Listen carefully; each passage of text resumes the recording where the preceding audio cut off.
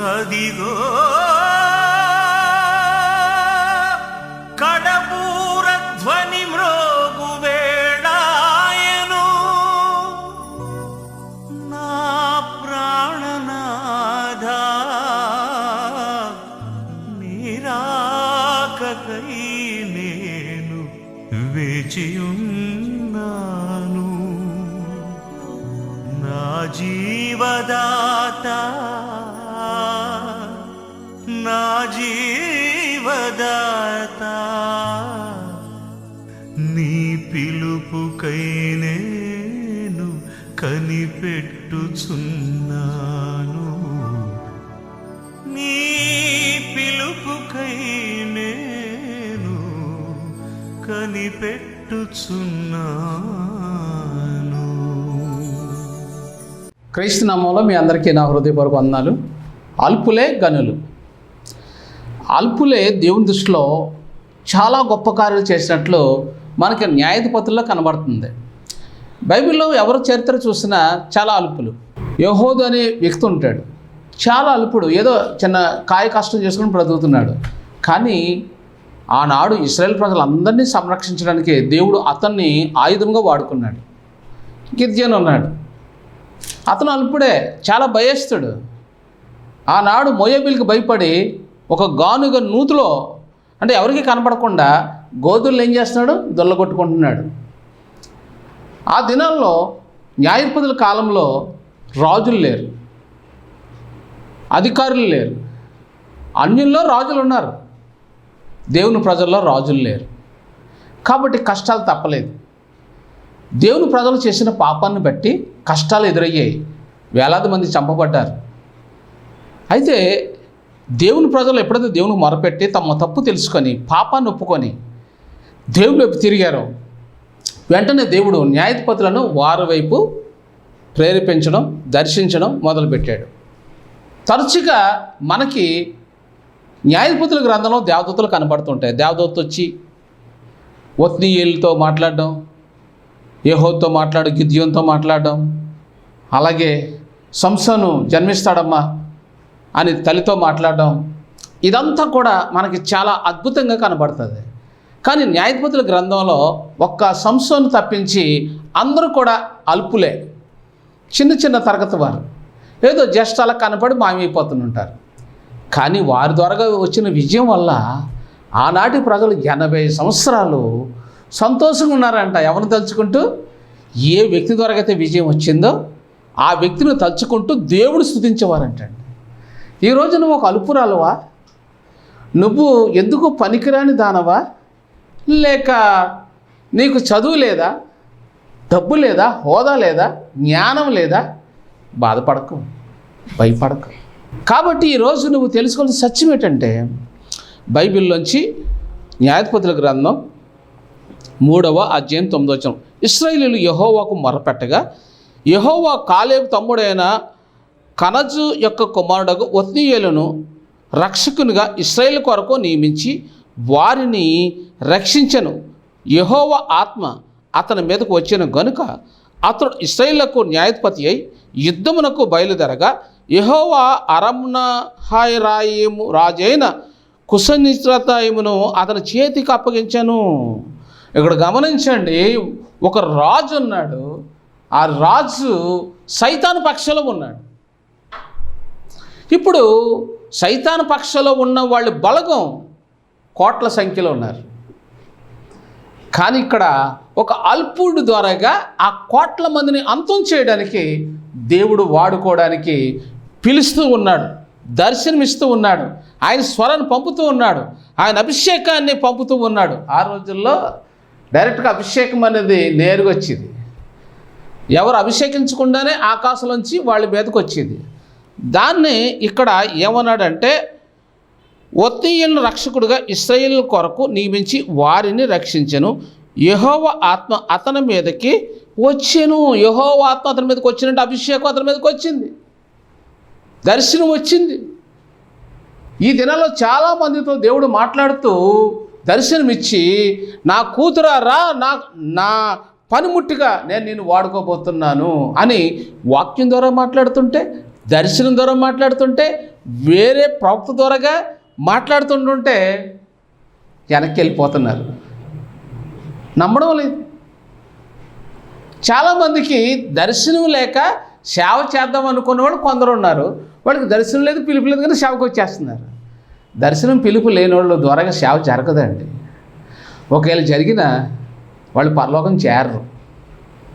చాలామంది దర్శనము స్వరము లేకుండా తమకు తామే నాకు అందరూ వందలు చెప్పాలి, నన్ను అందరూ సన్మానించాలి, నన్ను అందరూ కూడా దైవజనరాలని పిలవాలి అని కొంతమంది స్త్రీలు తమకు తామే సేవకు వచ్చే వాళ్ళు ఉన్నారు. కొంతమంది పురుషులు ట్రైనింగ్ పొంది సేవకు వచ్చిన వాళ్ళు పురుషులు ఉన్నారు. వీళ్ళిద్దరిని పక్కన పెడదాం. నిజమైన పిలుపు ఉన్న దైవజనుడు ముందుకు రావడానికి వెనక్కి వెళ్తున్నాడు, పిలుపు లేనివాడు ముందుకు వచ్చి సేవ చేసేస్తున్నాడు. ఇప్పుడు పిలుపు ఉన్న దైవజనరాలు వెనక్కి వెళ్ళిపోతుంది, చేయడానికి ఇష్టం లేదు.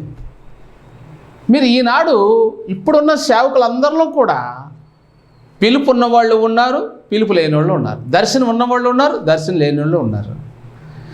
అందరూ మామూలుగానే కామన్గానే పరిగెడుతున్నారు. ఇందులో దర్శనం ఉన్నవాళ్ళు ఎంతమంది, దర్శనం లేని ఎంతమంది, పిలుపు ఉన్నవాళ్ళు ఎంతమంది, ఏర్పాటు లేని వాళ్ళు ఎంతమంది, సేవకుల గురించి చెప్తున్నాను. అయితే వీళ్ళందరూ కూడా న్యాయపత్రుల్లో పిలువబడ్డ వాళ్ళతో సమానమేనా? కాదు. కొందరు సొంతంగా వచ్చారు, కొందరు పిలుపుకు న్యాయం చేయడానికి సమస్తాన్ని విడిచిపెట్టి వచ్చారు. దేవుడు ఏ సేవకునిది పిలుస్తాడో ఆ సేవకులు అపోస్తులను పోలి ఉంటారు.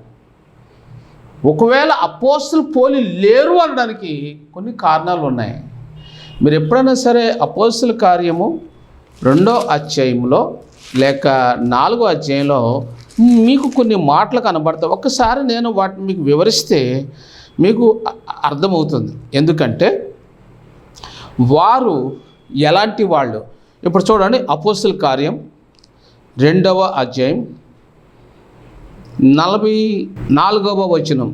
అపోస్తులు 2:44 వచనం. విశ్వసించిన వారందరూ ఏకంగా కూడి తమకు కలిగిందంతా సముష్టిగా ఉంచుకొనిరి. ఇదిగాక వారు తమ చరాస్తులను అమ్మి అందరికీ వారి అక్కర కొలిది పంచిపెట్టిరి. వారు ఏక మనస్కులై ప్రతిదినము దేవాలను తప్పక కూడుకొనుచు ఇంటింట రొట్టె విరుచుచు దేవుని స్తుతించు ప్రజలందరి వలన దయ పొందిన వారై ఆనందముతో నిష్కపటమైన హృదయముతోనూ ఆహారం పుచ్చుకొనుచుండిరి. మరియు ప్రభు రక్షణ పొందుచున్న వారిని అనుదినం వారితో చేర్చుచుండెను. చూసారా, ఇక్కడ వీళ్ళ గురించి మీరు 3వ అధ్యాయం 4వ అధ్యాయం ఇలా తిరగేస్తే వీళ్ళకి వచ్చిన చందాలు కోట్ల కొలిది ఆ రోజు.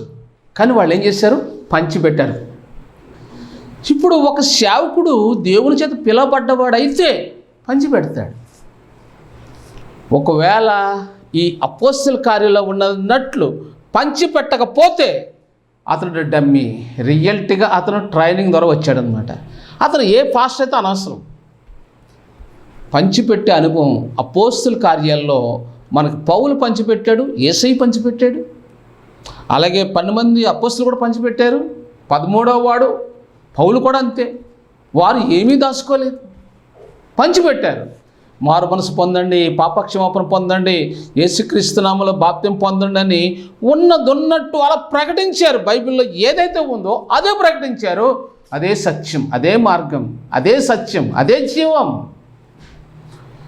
నన్ను దేవుడు పిలిచినప్పుడు నీ ఆస్తిని విడిచిపెట్టాను, నీ ఉద్యోగం విడిచిపెట్టాను, నీకున్న గృహాలు విడిచిపెట్టాను. ఎందుకంటే బైబిల్లో ఏది బోధించిందో అదే నేను చేశాను.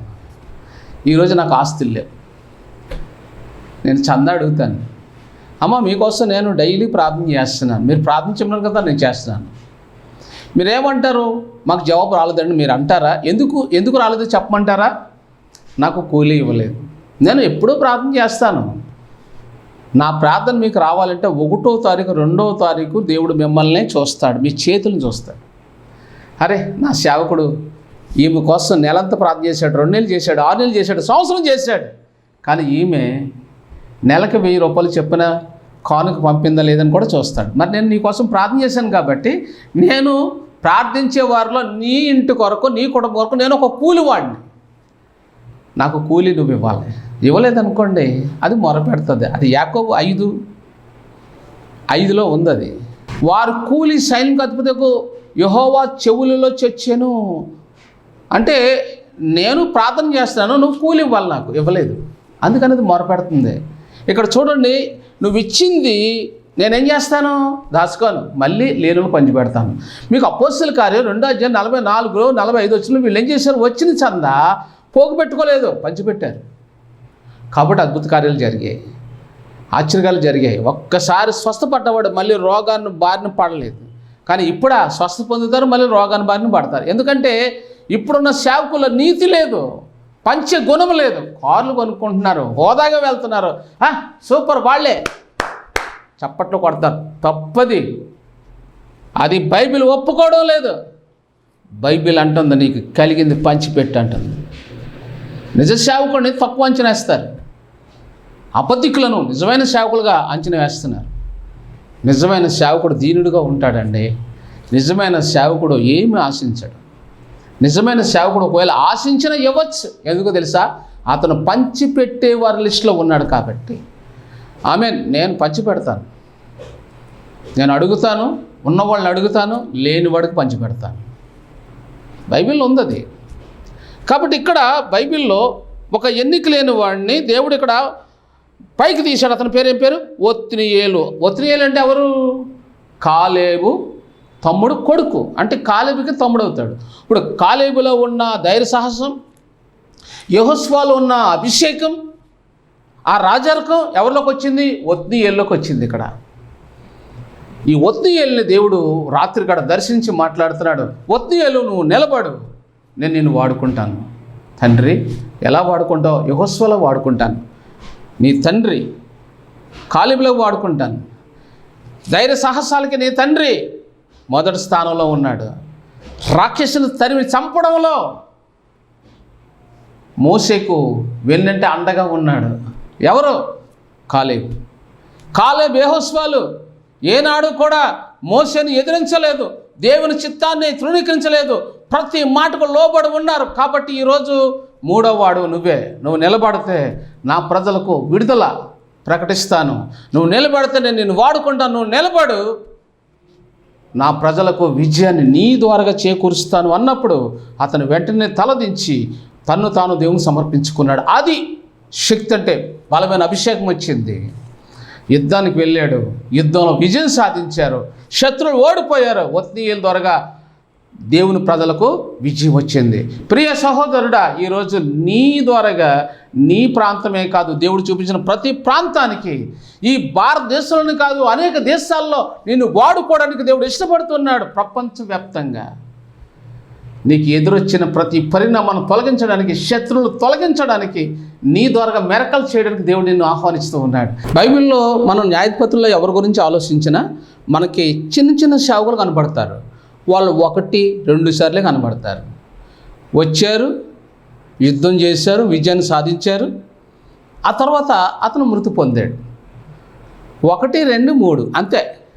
ఇక వాళ్ళ గురించి పెద్దగా ఏమీ రాయబడి ఉండదు. వాళ్ళు ఎంటర్ అయ్యారు, విజయాన్ని సాధించారు, దేవుని మాటకు న్యాయం చేశారు, మృతి పొంది దేవుని సన్నిధికి చేరిపోయారు. ఈ దినాల్లో అలాంటి వాళ్ళు చాలామంది ఉన్నారు. న్యాయాధిపతుల గ్రంథం మన జీవితంలో నెరవేరాలి అంటే నీవు లోపడాలి. న్యాయాధిపతులు అని అంటే దాని అర్థం ఏంటంటే, అక్షర భాషలో నువ్వు బ్రతికి ఉన్నంత కాలం దేవుని మాట, దేవుని చిత్తం నువ్వు వినాలి, దానికి నువ్వు లోబడాలి. అప్పుడు నువ్వు న్యాయాధిపతి అవుతావు, దేవుడి న్యాయ సింహాసనం దగ్గర కిరీటం పొందుకుంటావు. ఇక్కడ బైబిల్లోని మరొక వ్యక్తి మనకు కనబడతాడు. ఒత్నియేలు ఎంట్రన్స్ అయిపోయింది. ఒత్నియేలు ఎంత గొప్పవాడు అని అంటే, కాలేబు యెహోషువలో ఉన్న అభిషేకం, మోషేలో ఉన్న అభిషేకం, మోషేలో ఉన్న అభిషేకం యెహోషువ మీదకి వచ్చింది. యెహోషువ మీదకు ఉన్న అభిషేకం ఒత్నియేలుకి వచ్చింది. ఒత్నియేలు మీద ఉన్న అభిషేకం యెహూదు మీదకి వచ్చింది. ఈ అభిషేకం డైరెక్ట్ ఎక్కడికి వెళ్ళింది, యాయేలు మీదకి వెళ్ళింది. ఈ అభిషేకం ఎక్కడికి వచ్చింది, డైరెక్ట్గా ఆ మోషేలో ఉన్న అభిషేకం 2 స్త్రీలను బలపరిచింది. ఒకటి దెబోరా, 2 యాయేలు. యాయేలు ధైర్యంగా సుత్తు పట్టుకొని మేకు పెట్టి సిస్సరని చేసింది, కంట్రోల్ పెట్టి కొట్టింది. ఎంత ధైర్యం అండి! ఆ చేత్తో ముందు ఏమిచ్చింది? పాలు ఇచ్చింది. పాలు అనగా వాక్యం ఇచ్చింది. విన్నాడా? వినలేదు. పాలు ఇచ్చింది. ఈమె చేతిలో ఏం తీసుకుంది? సుత్తి అనగా ఈమె వాక్యం ప్రకటించే స్త్రీగా ఉంది. మేకు అనగా అసత్యాన్ని ఖండించేదానికి సూచనగా ఉంది. ఈమె చేతిలో 2 ఆయుధాలు ఉన్నాయి. ఒకటి ప్రార్థనా పరురాలు, ఒకటి వాక్యానికి లోబడే స్త్రీగా ఉంది. వాక్యం ఉంది, పాలు ఉన్నాయి, సుత్తి ఉంది. అసత్యాన్ని వ్యతిరేకిస్తుంది, సత్యాన్ని స్థాపిస్తుంది, సైతాన్ రాజ్యాన్ని అంతం చేస్తుంది. ఏ స్త్రీలండి వీళ్ళు! మీరు నా బుక్స్ చదివారో లేదో కానీ ఒకసారి మీరు మీ అడ్రస్ పెట్టండి నాకు. యాత్రిక పోరాటం 3లో యాయేలు అనే స్త్రీ అద్భుతమైన కార్యాలు చేస్తుంది. యాయేలు నిజంగా ఆనాటి సమాజాన్ని ఎలా పరలోకానికి నడిపించిందో అందులో రచించబడింది. దానికి రైటర్ నేనే రాశాను. దేవుడు నాతో రాయించాడు. యాయేలు ఒక గొప్పతనం యాత్రిక పోరాటం 3లో ఉంటుంది. నేను 20 సంవత్సరాలు యూట్యూబర్గా ఉన్నాను. 20 సంవత్సరాలు క్రీస్తు కొరకు ఎన్నో గ్రంథాలు రచించాను. తెలుగు, హిందీ, ఇంగ్లీష్లో. The freight tower, children freight tower, books రైటర్గా, యూట్యూబర్గా, లైవ్లో, చిల్డ్రన్ ఫ్రేట్ టవర్గా. మరి మీరు ఏ కష్టమైనా నాకు చెప్పుకోవచ్చు. మా దగ్గర చిన్న పిల్లలు ప్రార్థన చేయడానికి సిద్ధంగా ఉన్నారు. చిల్డ్రన్ ఫ్రేట్ టవర్ ఈ ప్రపంచంలో హైలైట్. కాబట్టి ఇది దేవుని కృప. మీరు ఈ దేని గురించి అయినా సరే మీరు ప్రార్థన రిక్వెస్ట్లు కోరండి, లేదా నన్ను పిలవండి, నేను మీ దగ్గరకు వస్తాను. మీకోసం ప్రవచించి మీ పట్ల దేవుని చిత్తాన్ని మీ కళ్ళ ఎదుట చెప్తాను. అలాగే ఎవరిని ఉంటారా? ఉండరు. ఈరోజు పాస్టర్లు అందరూ కూడా ఖాళీ లేదండి అంటారు. నేను ఎప్పుడు ఆ మాట అన్నాను? నాకు తెలియదు ఆ మాట. నేను బిజీగానే ఉంటాను, కానీ నాకు ఖాళీ లేదనే మాట నేను ఎప్పుడూ వాడను. నేను ఎంత బిజీలో ఉన్నా 1 లేదా 2 నెలల్లో ఖచ్చితంగా మీ దగ్గరికి చేరుకుంటాను. ఛార్జీలు మాత్రం మీరే భరించుకోవాలి. నాకేం కానుకలు అవసరం లేదు. కానీ నేను ఆయా రాష్ట్రాల్లో ఉంటాను. మా చర్చి స్లాబ్ అయిపోయాక ఇప్పుడు స్లాబు మీలో ఎవరైనా సరే ప్రేరేపణ, ఈ మందిరం నిర్మాణంలో ఎవరైతే చేతులు చాపుతారో 10 బస్తాలు 20 బస్తాలు సిమెంట్ ఇవ్వగలుగుతారా? ఒక బస్తా సిమెంట్ 300, 10 బస్తాలు సిమెంటు 3000, 20 బస్తాలు 30 బస్తాలు మీ ఇష్టం. ఈ మందిర నిర్మాణంలో ఎవరైతే చేయి చాపుతారో మేము 10 బస్తాలు సిమెంట్ ఇస్తామని ఫోన్పేలో నాకు డబ్బులు ఎవరైతే పంపిస్తారో ఖచ్చితంగా నేను వాళ్ళ దగ్గరికి వచ్చి ప్రార్థన చేస్తాను. వారి పట్ల దేవుని చిత్తాన్ని తెలియజేస్తాను. మీ ఇంట్లో ఉన్న సమస్యల గురించి మీ ఎదుటే ప్రార్థించి వెళ్ళిపోతాను. నాకు మంచి భోజనం వద్దు, రెసిడెన్స్ అవసరం లేదు, కానుకలు కూడా నేను పెద్దగా ఏం ఆశించను. కానీ నా ట్రావెలింగ్స్ మాత్రం మీరు భరించాలి. ఇంచుమించుగా నేను ఢిల్లీలో ఉండొచ్చు, బొంబాయిలో ఉండొచ్చు, హైదరాబాద్లో ఉండొచ్చు. నేను ఏ ప్రాంతం నుంచి మీ దగ్గరకు వచ్చినా దానికి అయ్యే ఖర్చులు 10,000 నుంచి 15,000 రూపాయలు ఉంటుంది. మీరు భరించగలిగితేనే వస్తాను, లేదంటే నేను రాను. కాబట్టి ఇప్పుడు ఈ మందిరం స్లాబ్ అయిపోయాక ర్యాప్చర్ అండ్ జడ్జిమెంట్ అనే బుక్ను మేము తయారు చేస్తున్నాం. ఈ బుక్ తయారయ్యేటానికి ఎంత టైం పడుతుందో నాకు తెలియదు. ఈ నెలాఖరికల్లా అయిపోవాలి, అప్పుడే నేను బయటకు వస్తాను. ఈ మధ్యకాలంలో నేను మీ దగ్గర రావాలన్నా నాకు మే నెల, వచ్చే నెల ఎక్కడ ట్రైన్స్ టికెట్లు ఖాళీ లేవు. అయినా నేను రావడానికి ట్రై చేస్తాను.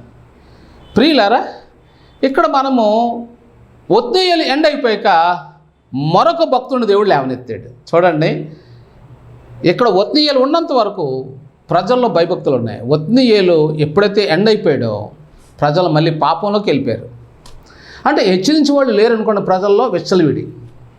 అప్పుడు దేవుడు ఏహోదును లేవనెత్తాడు. 3వ అధ్యాయం 23వ వచనం. అప్పుడు ఏహోదు పంచపాలిలోనికి బయలు వెళ్ళి తన వెనుకను ఆ మేడగది తలుపు వేసి గడియ పెట్టెను. ఒత్నీయేలు జీవితంలో దేవుని సన్నిధిలో ఉండి వచ్చాడు. అతను ఎడమ చేతితో ఖడ్గం గలవాడు. ఆ రోజులో ఎడమ చేతితో ఖడ్గం వాడేవాళ్ళు అంటూ ఎవరూ లేరు. అందుకని అతను ఎడమ చేతితో ఖడ్గం తీసి ఎవరైనా చంపగలడు అన్న ఆలోచన ఎవరికీ లేదు. అందరూ కుడివైపే చూస్తారు. రాజు కూడా కుడి చేతినే చూస్తున్నాడు. కానీ ఇతను చెయ్యి ఖడ్గం మీద ఉంది ఎడమ చెయ్యి అన్న సంగతి రాజుకు తెలియదు. ఎందుకంటే ఎడమ చెయ్యి వాటాన్ని ఎవరు ఉపయోగించరు. అతను శత్రువుని బంధించాడు, అంతం చేశాడు, యుద్ధంలో విజయం సాధించాడు. 80 సంవత్సరాలు దేశంలో క్షేమము భద్రత వ్యాపించింది. అంటే శత్రువులు అంతం చేయబడ్డారు, దేవుని రాజ్యం స్థాపించబడింది. యెహోదు విజయం సాధించాక ప్రజలు తన తప్పులు ఒప్పుకున్నారు, దేవుని సన్నిధిలో 80 సంవత్సరాలు ఆరాధన చేశారు. ఆ తర్వాత వాళ్ళు తప్పు చేసినప్పుడు మరలా గిద్యోను లేపాడు. గిద్యోను కూడా చాలా భయస్తుడు. అతని ద్వారాగా 300 మందితో విజయాన్ని ఇచ్చాడు. ఆ తర్వాత యాయేలు దెబోరా నిలబడ్డారు. దెబోరా ప్రవచిస్తూ ఉంది, కానీ బారాకు ఒప్పుకోవడం లేదు, నేను రాలేను అంటున్నాడు. అప్పుడు లప్పిదోతునకు భార్య అయిన దెబోరా అను ప్రవక్తని ఇశ్రాయేలుకు న్యాయాధిపతిగా ఉండేను. 4వ అధ్యాయం 4వ వచనం. ఇప్పుడు ఈమె ఏం ప్రవచించింది? నువ్వు యుద్ధానికి వెళ్ళి విజయం సాధిస్తావని బారాకుతో చెప్తే అతను నేను రాలేను, నువ్వు రావాలన్నాడు. ఆమె ఎంత ధైర్య సాహసం అంటే పురుషుల్లో లేని ధైర్యం దెబోరాలో ఉంది, ఇశ్రాయేల్లో లేని ధైర్యం యాయేల్లో ఉంది. ఈ ఇద్దరు స్త్రీల వల్ల దేవుని ప్రజలకు ఏమిచ్చాడు? విజయం ఇచ్చాడు. సహోదరి, ఈరోజు నీతో దేవుడు మాట్లాడుతున్నాడు. నిన్ను దేవుడు తన సేవకు పిలుస్తున్నాడు. నువ్వు ప్రార్థన చేస్తే మిరకలు జరుగుతాయి, నువ్వు ప్రార్థన చేస్తే రోగులు బాగుపడతారు, నువ్వు ప్రార్థన చేస్తే అద్భుతాలు జరుగుతాయి, నువ్వు ప్రార్థన చేస్తే ఆశ్చర్యకార్యాలు దేవుడు చేస్తాడు. నీకు మీ ఇంట్లో శ్రమ ఎందుకో తెలుసా? నీ కుటుంబంలో నెమ్మది లేదు ఎందుకో తెలుసా? నువ్వు లోపడలేదు కాబట్టి. నువ్వు సేవకు ఎప్పుడైతే లోపడతావో అప్పుడు నీ కుటుంబం బాగుంటుంది. ఒకప్పుడు దేవుడు నన్ను బాల్యంలో సేవకు పిలిస్తే బొంబాయి పారిపోయాను. మా కుటుంబంలో ఎవ్వరికి ఆశీర్వాదం లేదు, ఎంత సంపాదించినా చిల్లి సంచి. నేను ఎప్పుడైతే దేవుడు పిలుపుకి దర్శనానికి లోబడి సేవకు వచ్చానో చాలా కష్టాలు ఎదుర్కొన్నాను. అప్పుడు మా కుటుంబంలో అందరూ సంతోషంగా ఉన్నారు. నా ఒక్కడి వల్ల మా కుటుంబంలో నా అన్నదమ్ములకి ఎవరికీ నెమ్మది లేదు. నేను ఎప్పుడైతే దేవుని పిలుపుకి లోబడ్డానో కుటుంబ పరిస్థితులన్నీ బాగున్నాయి. నీ జీవితంలో కూడా కష్టాలు ఎందుకున్నాయి, కన్నీళ్ళు ఎందుకున్నాయి? దేవుడు పిలుపుకి నువ్వు లోబడలేదు. కానీ ఇక్కడ దెబోరా లోబడింది, యాయేలు లోబడింది. వీళ్ళు త్వరగా ఆ దేశానికి క్షేమం భద్రత వచ్చింది, యుద్ధంలో విజయాన్ని సాధించారు. నీ జీవితంలో యుద్ధం జరుగుతుంది. అవే కష్టాలు, కొలిమి, రోగాలు, నిందలు, అవమానాలు, ఇదే యుద్ధం. సైతాను నీ మీద దాడి చేస్తున్నాడు, నిన్ను సేవకు రాకుండా నిన్ను కఠినపరుస్తున్నాడు. నీవు ఒక పిరికిదానిగా ఉన్నావు. కానీ దెబోరా ధైర్యాన్ని ప్రదర్శించింది. యాయేలు దేవుని చిత్తానికి లోబడింది. నువ్వు లోబడకుండా మూలన ఉన్నావు, ఒక పిరికి దానిలాగా ఉన్నావు, ఒక పిరికి వాళ్ళలాగా నువ్వు ఉన్నావు. నీకు న్యాయమేనా? నువ్వు మూలం ఉన్నంతకాలం నీకు సుఖం ఉండదు. అమ్మో, నేను సేవకి వెళ్తే నా ప్రజలు ఏమనుకుంటారు, అమ్మో, ఇలాంటి ఆలోచన నీలో ఉన్నాయి. నా కోసం రకరకాలుగా గుసగుసలాడతారు. పిరికితనం అంటారు దాన్నే. ఒకప్పుడు నాకు అలాగే ఉండేది. కాబట్టి నీ పిరికితనాన్ని బయటకు తొలగించు. నువ్వు దేవునికి ఎప్పుడైతే లోపడతావో నీలో ఉన్న భయంతో కూడిన తలంపులు నశించిపోతాయి. నీవు ఒక ఖడ్గానివి, నీవు దేవుని చేతిలో ఒక ఆయుధానివి, ఉప్పు ఉన్న ఒక కొత్త పాత్ర నువ్వు. నీ ద్వారాగా నీ ప్రజలకు క్షేమం, భద్రత, రక్షణ ఇవ్వాలని దేవుడు కోరుకుంటే నీవు వాళ్ళకి రక్షణ, దేవుని కృప అందకుండా నీవే అడ్డుపడుతున్నావు. కాబట్టి నీదే పాపం. నువ్వు లోపడతలేదు కాబట్టి పాపం నీకే. కాబట్టి నీకు ఎన్నో సమస్యలు ఉంటాయి, ఎన్నో అడ్లు వస్తాయి, ఎన్నో ఆటంకాలు వస్తాయి. ఎందుకంటే నువ్వు దేవుని చిత్తానికి లోపడటం లేదు. నువ్వేం చేస్తున్నావు? ప్రజల వైపు చూస్తున్నావు, నువ్వు దేవుని వైపు చూడు. సంసోను తన జీవితంలో ఎంతో బలాఢ్యుడిగా ఉన్నాడు. కానీ తన జీవితంలో ఏం చేశాడు? అతను తన జీవితంలో ఒక తప్పు వల్ల, ఒక స్త్రీ వల్ల అతను దేవుని శక్తిని కోల్పోయాడు, మరణించాడు. గిద్యోను దేవునికి లోబడ్డాడు. తన కుమార్తె మొక్కుబడి చేసుకుంది. ఆమె మొక్కుబడి చేసుకున్నది ఏంటంటే, నా తండ్రి విజయంతో వస్తే నా ప్రభుని, నా తండ్రిని నేను ఎదుర్కొంటానని వెళ్ళింది. ఆమె జీవితాంతం కన్యకగానే ఉంది. దేవుని కొరకు పరిశుద్ధంగా జీవించింది, యథార్థంగా జీవించింది. అలాంటి కన్యకలు ఈ రోజుల్లో కూడా చాలామంది ఉన్నారు. గిద్యోను కూతురు లాంటి వాళ్ళు, దెబోరా లాంటి వాళ్ళు, యాయేలు లాంటి వాళ్ళు ఈ దినాల్లో కూడా చాలామంది ఉన్నారు. ప్రియ సహోదరుడా, ఈ వాక్యం వింటున్న నీవు ఒక్కసారి దేవుడు న్యాయపత్రులోంచి నీతో మాట్లాడుతున్నాడు. ఎందుకు పనికిరాని ఒత్నీయేలును దేవుడు వాడుకున్నాడు, నిన్ను వాడుకోడా? ఎందుకు పనికిరాని యెహోదును దేవుడు వాడుకున్నాడు. అతనికి డబ్బు లేదు, చదువు లేదు, జ్ఞానం లేదు, అది ఏమీ లేదు. అతని ద్వారాగా ఆ ఊరికి విజయాన్ని దేవుడు ఇస్తాడని ఎవరు అనుకున్నారు? ఒక యాయేలు ద్వారాగా దేవుడు విజయాన్ని ఇస్తాడు. ఒక కూలి పని చేసుకునే మహిళ, ఒక చిన్న కూలి పని చేసుకుంది, పెద్దగా చదువుకోలేదు. యాయేలు పేద కుటుంబంలో పెరిగింది, పేదరాలు, దీనురాలు, పెద్ద తెలివేది కాదు. శిష్యరాన్ని అంతం చేయడానికి, సైతాన్ రాజ్యాన్ని కూలదోయడానికి దేవుడు ఆమెను ఆయుధంగా వాడుకున్నాడు. దెబోరాను వాడుకున్నాడు. ఆవిడ ప్రవక్తిని, ఆమె ప్రవచించింది. దేవుని రాజ్యం స్థాపించబడుతుంది, సైతాన్ రాజ్యం అంతం చేయబడుతుందని ప్రవచించింది. ఆ ప్రవచనం మరొక స్త్రీ ద్వారాగా దేవుడు నెరవేర్చాడు. ఒక స్త్రీ ప్రవచించింది, మరో స్త్రీ నిలబడింది, నిలదొక్కుంది. ఇప్పుడు బారాకు రావాల్సిన ఆశీర్వాదం యాయేలు చరిత్రలో నిలబడింది. ఒక పురుషుడు ఓడిపోయాడు, ఒక స్త్రీ గెలిచింది. నిలబడితే గెలుస్తావు, నీ వాళ్లకు విద్యను నువ్వు సమకూరుస్తావు. నువ్వు నిలబడకపోతే నువ్వు ఓడిపోతావు, నీ ప్రజలు ఓడిపోతారు, మీ ఊరు ఓడిపోతుంది, నీ గృహంలో ఉన్న వాళ్ళు ఓడిపోతారు, వాళ్ళు వ్యాధిగ్రస్తులు అయిపోతారు, ఆర్థికంగా చిదిగిపోతారు, వాళ్ళ కుటుంబంలో నెమ్మది ఉండదు. ఎవరి వల్ల? నీ వల్ల, నీ ఒక్కదాని వల్ల. నువ్వు నిలబడితే దేవుడు యాయేలులాగా దెబోరాలాగా వాడుకోవడానికి, నిన్ను హెచ్చించడానికి దేవుడు సిద్ధంగా ఉన్నాడు. ఇప్పుడే నీ మనసు మార్చుకో, ఇప్పుడే నీ హృదయాన్ని దేవుని సమర్పించుకో. దేవుడు నేను దీవించిన గాక. ప్రార్థన. పరిశుద్ధుడా, ఈ వాక్యం విన్న ఈ సహోదరిని బలపరచు, ఈ బ్రదర్ని బలపరచు నాయన. వీరిలో ఉన్న పిరికితనం తొలగించండి. ధైర్యంగా ముందుకు వచ్చి నీ వాక్యాన్ని ప్రకటించడానికి, నిన్ను గురించి చాటింపు వేయడానికి బిడ్డలు బలపరచున్నాను. వీరిలో ఉన్న భయం యేసు నామములో తొలగించబడిన గాక. మోసేలో ఉన్న అభిషేకం యెహోషువ మీదకి వచ్చింది, యెహోషువ మీద ఉన్న అభిషేకం ఒత్నీయేలు మీదకి వచ్చింది. అదే అభిషేకం యెహోదు మీదకి వెళ్ళింది. అదే అభిషేకం యాయేలు మీదకి వచ్చింది, విజయం సాధించింది. అదే అభిషేకం దెబోరా మీదకి వచ్చింది. అదే అభిషేకము ఈ ప్రార్థనలు ఏకీవించే వారి మీదకు వచ్చిన గాక. వీరిని ఇప్పుడే అభిషేకించండి, బలపరచండి. వీరిలో ఉన్న భయం, పిరికితనం యేసు నామములో తొలగించబడిన గాక. నీ బలమైన కార్యాలు చేయడానికి ఈ సహోదరుని వాడుకోండి, ఈ బ్రదర్ని వాడుకోని ఆయన. ఇప్పుడే నీ పరిశుద్ధాత్మక ప్రభావాన్ని, శక్తిని, అభిషేకాన్ని యేసు నామములో రిలీజ్ చేస్తున్నాం. ఆమేన్. వీరు శక్తితో నింపబడి బలమైన కార్యాలు పూనుకొందురుగాక. ఆర్థిక సహాయం చేయండి, రోగం నుంచి విడిపించండి. ఇక్కడున్న బిడ్డలో సంతానహీనుల వరకు సంతానం ఒక బిడ్డనివ్వండి. వీరి కన్నీరు నాచుకు మార్చండి. మా ప్రార్థన విన్నందుకు వీరిని అభిషేకించినందుకు స్తుతిస్తూ నజరుడైన యేసుక్రీస్తు నామములో ప్రార్థించి పొంది ఉన్నాం తండ్రి. ఆమేన్. వందనాలు. సిలువధారి నిన్ను పిలిచే మధుర భాషతో, కలుషమెల్ల కడిగే ప్రభువు ఎంతో ప్రేమతో, ఎంతో ప్రేమతో. సిలువధారి నిన్ను పిలిచే మధుర భాషతో, కలుషమెల్ల కడిగే ప్రభువు ఎంతో ప్రేమ.